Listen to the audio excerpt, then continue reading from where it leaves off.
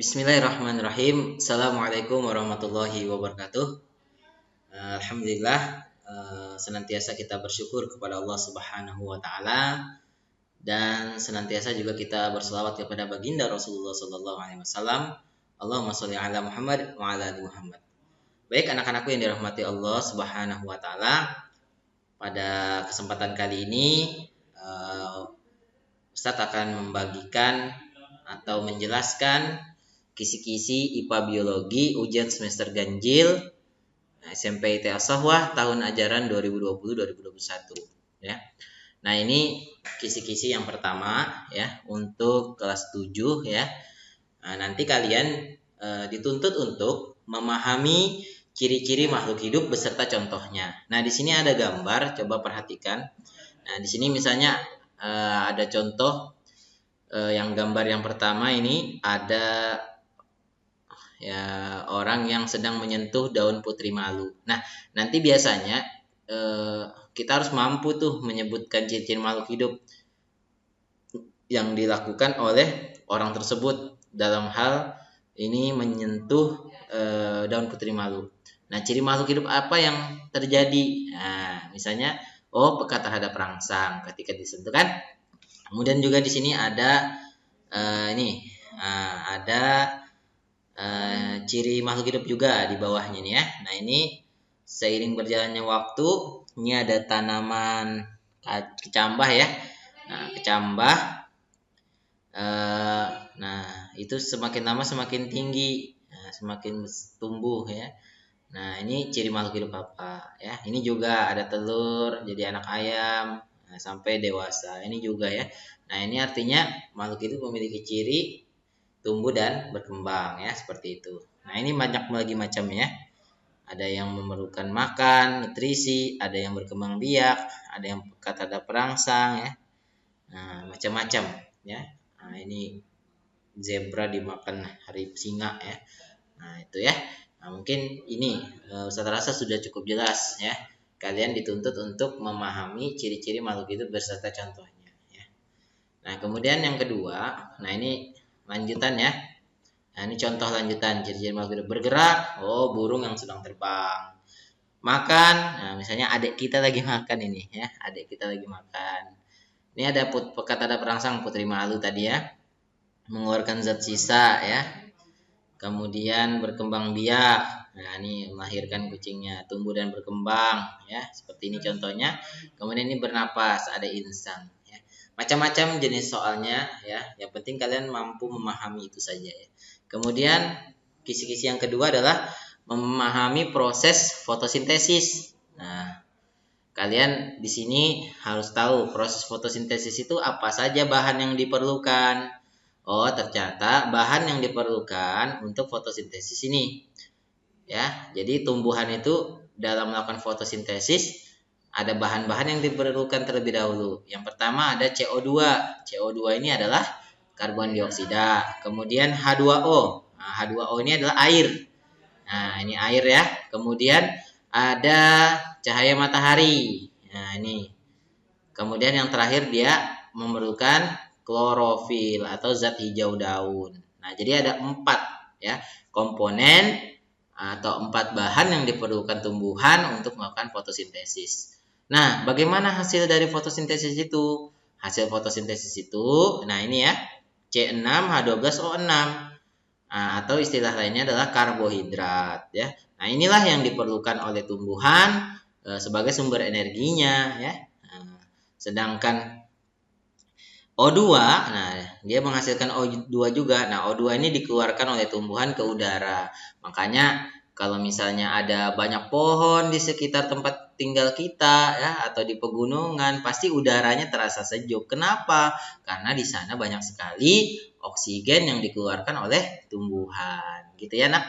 Nah, harapannya bisa dipahami proses fotosintesis ini. Jadi bahan yang diperlukan ada 4, CO2, H2O, cahaya matahari, dan klorofil. Hasil dari fotosintesis itu adalah C6H12O6 atau karbohidrat plus O2.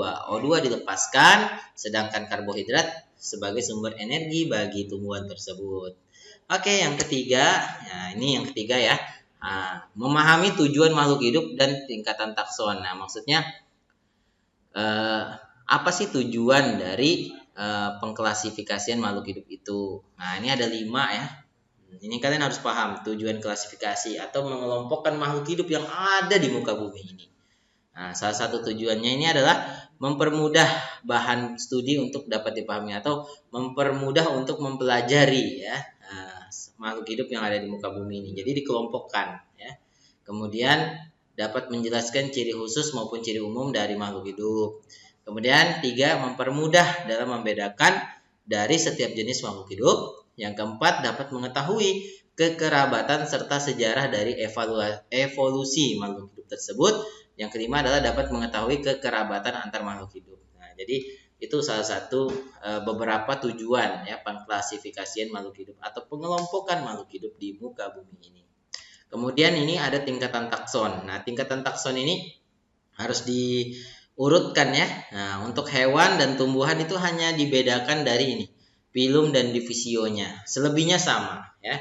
Jadi kingdom, filum, klasis, ordo, family, genus, spesies. Ada 7 ya urutannya itu. Nah, ini juga sama ya. Ini harus dihafalkan urutannya ya. Nah, ini adalah tingkatan takson ya. Kalau pada hewan dia menggunakan istilah filum, kalau hewan menggunakan istilah filum, kalau tumbuhan menggunakan istilah divisio atau divisi ya.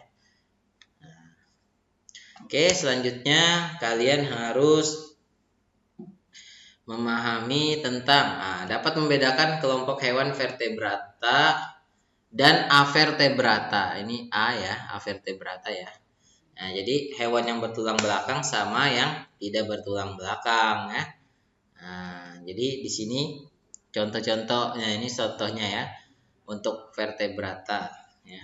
Nah, ini vertebrata contohnya ada ikan, ada amfibi, ya, katak, ada reptil, hewan melata, ada aves, ya, unggas, mamalia, ya, hewan yang memiliki kelenjar susu, ya. Biasanya banyak ciri khasnya nih, ya.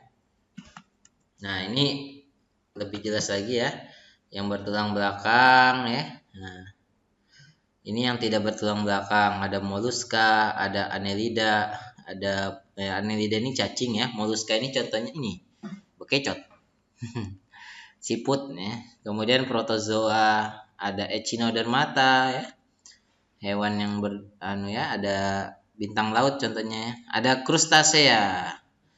Nah, krustasea ini kelompok-kelompok antropoda ini ya, insekta ya. Krustasea itu contohnya nih piting, arachnida ya, laba-laba. Insekta, serangga, kakinya 6 ya. Kalau laba-laba 8. Kalau krustasea 10. Nah, itu perbedaan di kaki ini sama aja nih ya. Krustasea, arachnida, insekta dia masuk ke dalam kelompok ini antropoda ya, antropoda.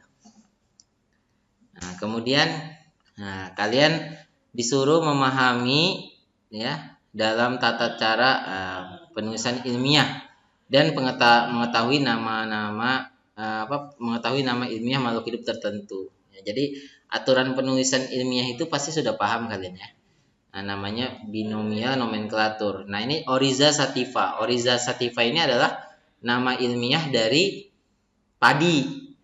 Nah, jadi kalau di dunia manapun kalau kalian bilang Oryza sativa pasti orang tahu oh ini padi ya. Oryza, nah ini Oryza ini sebagai identitas nama genus, jadi kata pertama ini namanya genus. Nah, perlu diingat huruf pertamanya harus besar. Kemudian sativa, nah sativa itu adalah petunjuk spesiesnya ya. Nah, jadi cara penulisannya seperti ini ya. Nah, contohnya kalau misalnya diketik Ziemais. Nah, Ziemais ini adalah istilah dari jagung, ya kan? Nah, kalau menggunakan ketikan, tapi kalau tulisan tangan, nah itu dia menggunakan garis bawah yang terputus. Nah, nama ilmiah diberi garis bawah terpisah. Nah, untuk nama genus dan spesiesnya. Nah, ini tolong dipahami ya. Nah, dihafalkan tata cara penulisannya, kemudian nama-nama ilmiah kayak padi, jagung, manusia itu harus tahu ya. Nama ilmiah manusia apa? Homo sapien ya. Nah, kalau katak sawah Rana cantrifora. Nah, itu harus tahu. Kalau Zimas ini jagung, kalau Riza Sativa padi. Ya, cukup kali ya. Kemudian yang kelima ya ini tentang memahami bagian-bagian sel serta fungsinya pada sel hewan dan tumbuhan. Nah, di sini ada macam-macam ya. Bagian-bagian sel ya. Ini ada mitokondria ya. Posisi-posisinya dihafal ya, bentuk-bentuknya.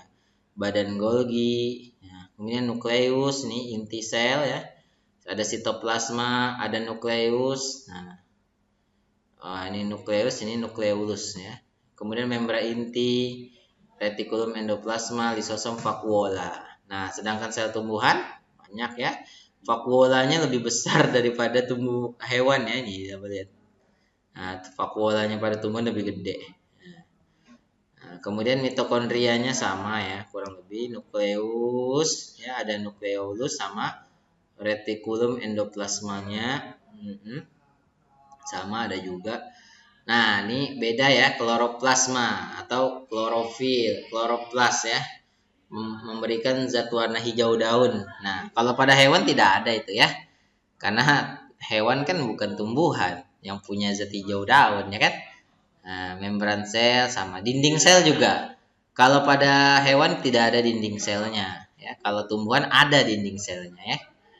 Nah, itu sekilas ya. Nah, kalian harus hafalkan itu fungsi-fungsinya. Nah, ini ada apa istilahnya? Ada macam-macam organel-organel sel ya beserta fungsinya. Dinding sel, penyokong dan pelindung. Nah, ini tolong dikuasai ya, dikuasai. Nah, ini yang kemudian yang keenam terkait dengan memahami bagian-bagian mikroskop beserta fungsinya ya melalui media gambar. Nah, ini harapannya kalian bisa hafalkan bagian-bagian mikroskop beserta fungsinya. Nah, di sini sudah jelas ya. Ada nih, apa nih? Mikrometer memfokuskan bayangan secara lambat. Kemudian yang besar, makrometer memfokuskan bayangan secara cepat. Nah, ini kan luar biasa ya. Nah, sudah jelas ya. Kalian tinggal hafalkan nih ya, hafalkan. Insya Allah sangat bermanfaat ini. Ya, mungkin itu ya sekilas untuk